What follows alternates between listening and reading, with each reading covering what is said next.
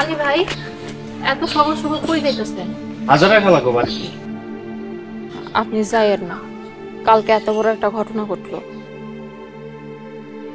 আপনি কত মাইর খাইলেন, আজকে দিনটা আরাম করেন। তোমার তো মাতবরি করানো লাগবো না, আমি অর্ধেক খেত কোপাই আইছি, আজকে ইনশাল্লাহ শেষ করুম। আমার আবার কাম বাকি থাকলে অশান্তি লাগে। তাইলে নাস্তা প্রায় হয়ে গেছে, নাস্তাটা খাইয়ে যান। খালাম মা উঠতে উঠতে সকাল 10:30। এই 3-4 ঘন্টা কি আমি বয়ে থাকুম? আমার তো সময় নাই। বইয়া থাকবেন কেন? আমি আপনার 2টা রুটি সেইকা দেই। না মাইমা, কালকে তা করে নাজি গায়ে খাইয়া কি মাইটে না খাইলাম। আলী ভাই, আপনি আমার মাফ করে দিয়েন।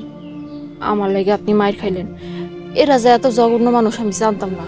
আরে না না পাগল, কপালে আসছিল মাইর খাইছি, সমস্যা নাই। আচ্ছা আমি গেলাম। আলী ভাই, একটা কাম করি, আপনার আমি 2টা রুটি আর একটু ভাজি দিয়ে দেই, পথে যাইতে যাইতে খাইয়েন। না না থাক।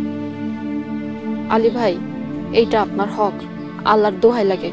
আল্লাহ যদি কোনো গুনাহ দেয়, আল্লাহ যেন আমার নামে দেয়। আপনি একটু খারান, আমি আইতাছি।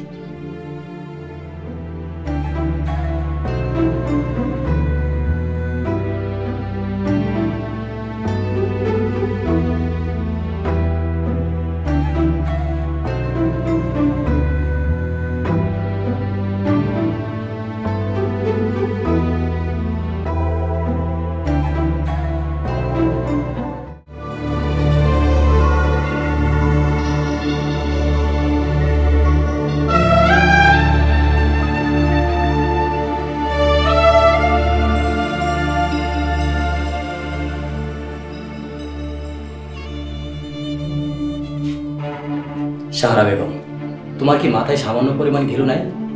কয়দিন আগে এত বড় একটা ঘটনা ঘটে গেল, তারপরে তোমার আক্কেল হইল না? কয়দিন যাইতে না যেতে আবার সেই আলীর উপর অত্যাচার শুরু করে দিছো। দেখো, কাজের মানুষগুলারে একটু টাইট দিয়ে রাখতে হয়, বুঝছো? না হইলে এই চোরের বাচ্চাগুলি ফাঁক পাইলেই কাজে ফাঁকি দিব।